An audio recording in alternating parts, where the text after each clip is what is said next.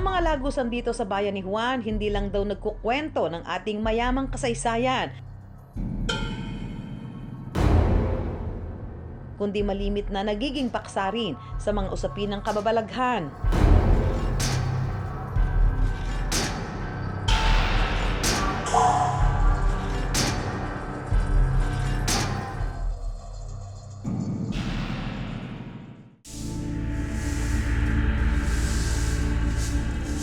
Bumaba uli ako, tinignan ko kung nandito pa yung bulaklak. Tinignan ko dito, wala na yung bulaklak, nandun na siya dyan, sa altar dyan. Sabi, may tao sa baba, ay kayo wala. Nandun ako sa may altar. Pagtingin ko, wala. Nakita ko dumiretso pagbaba yung pinsang ko. Alam ko walang tao rito sa baba, madilim dito eh. Kaya walang tao. Pero minarinig ako ng sound, as if nagkakaramisa. Dito sa bayan ng Nagcarlan sa probinsya ng Laguna, matatagpuan ang isang di pangkaraniwang sementeryo. Hindi lang kasi basta nakalibing 6 feet below the ground ang mga labi rito. Dahil mismong ang sementeryo nasa ilalim ng kapilyang ito. Kaya nga ang tawag dito, Nagcarlan Underground Cemetery. Sinasabing hangganan daw ito ng isang lagusan na nadiskubre ng Kastilang pari na si Father Vicente Velloc taong 1845. Ayon sa mga kwento, ang lagusang ito naging sikretong tagpuan din daw ng mga katipunero sina General Severino Taño at Pedro Paterno. Si ano? Sino yan? Si Tonyo, si ano? Dito umano nila isinasagawa ang kanilang pagpupulong noong 1896. Nagsilbi rin daw itong safe house ng mga gerilya noong ikalawang digmaang pandaigdig dahil sa naging kontribusyon ng lagusang ito sa ating kasaysayan. Itinalaga ito bilang historical site ng National Historical Commission of the Philippines.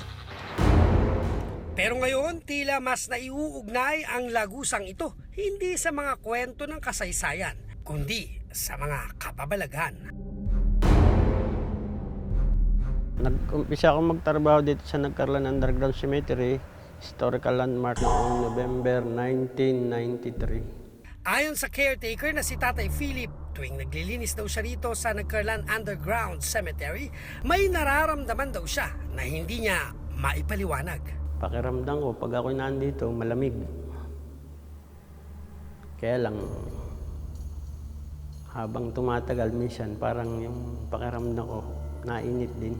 Iniiwasan ko yung lugar na yun bilang paggalang sa kanila para sila hindi ko madanggil o masagi. Maging ilang mga turista na dumarayo pa sa nasabing underground cemetery, may kakaiba rin daw na mga karanasan.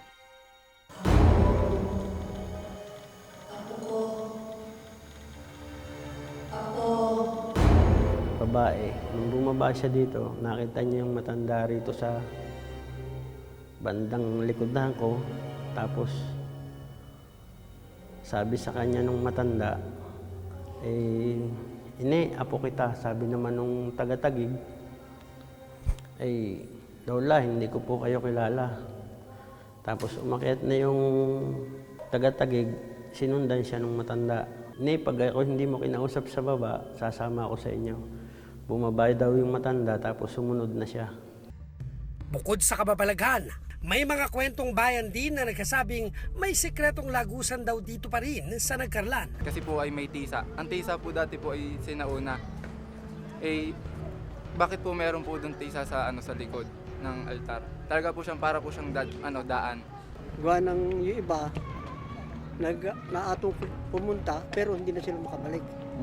Dahil sila iniipit ng bato dyan sa ilalim. Pag sila nakalusot dyan, hindi na sila nakakalayo ng daan. Nakipot ang daan pati. Doon po dumadaan at nagtataka nga po sila kung bakit nakakarating daw po yung iba naming pare na halimbawa po yung magmimisa sa Magdalena o sa Mayhay. wala naman pong sasakyan, eh kung bakit nauuna pa raw daw pong nakakarating sa altar ng Mayay at Lilo Magdalena. Pero si Tate Isidro na dating nagsilbi sa simbahang nakasasakop sa Nagkarlan Underground Cemetery, hindi raw naniniwala sa mga kwentong ito. Adorador pa lamang ako noon nang mabalitaan namin na mayroon daw daan sa likod ng simbahan patungo sa likod ng altar ng underground cemetery. At yun ay itinanong ng isang kasamahan naming adorador. Ngayon, maski sa kasalukuyang panahon, ay parang hindi makapaniwala. Dahil pagitan ng simbahan at ang pagitan nitong underground ay may ilog. Upang alamin ang katotohanan patungkol sa di umano'y sikretong lagusan, nagtungo ako sa bayan ng Nagkarlan. Una kong sinadyang simbahan ng San Bartolome. Ito raw kasi ang simbahan kung saan naglingkod si Father Velio. Ayon sa kwento, may isang sakristan daw na nakakita sa kanya na dumaan sa likod ng altar patungong sementeryo.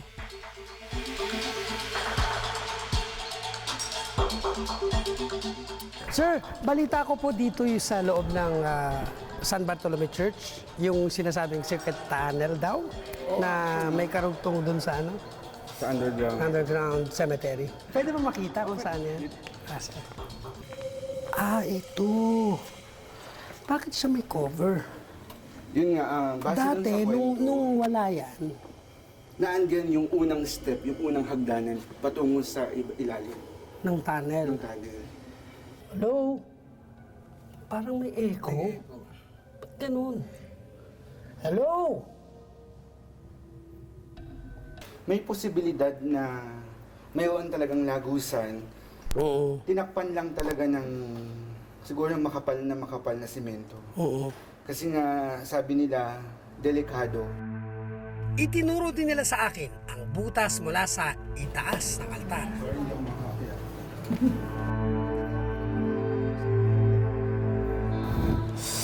Saan? Saan? Ay, ayun! Kita niyo ba?